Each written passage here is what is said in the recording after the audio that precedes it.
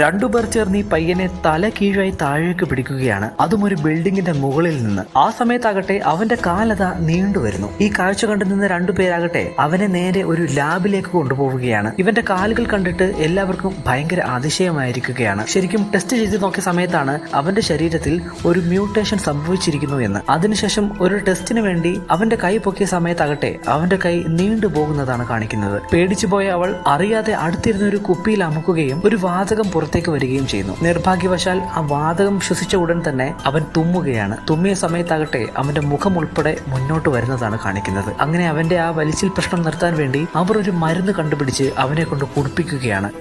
ആ മരുന്ന് കുടിച്ച സമയത്ത് അവന്റെ നീണ്ടുപോയ കാലും കൈകളും എല്ലാം തന്നെ സാധാരണ അവസ്ഥയിൽ വരുന്നതാണ് കാണിക്കുന്നത്. അങ്ങനെ അവനൊരു ദിവസം നടന്നു പോകുന്നതിന്റെ ഇടയിൽ ഒരാളുമായി വഴക്കുണ്ടാകുകയും അദ്ദേഹം അവനെ വെടിവെക്കുകയും ചെയ്യുന്നു. പക്ഷേ ഇപ്പോഴും അവന്റെ ശരീരം വലിയുന്ന അവസ്ഥയിലായിരുന്നു. കാരണം ആ വെടിയുണ്ട അവൻ മൂക്കിലൂടെ പുറത്തേക്ക് ഇടുന്നതാണ് കാണിക്കുന്നത്.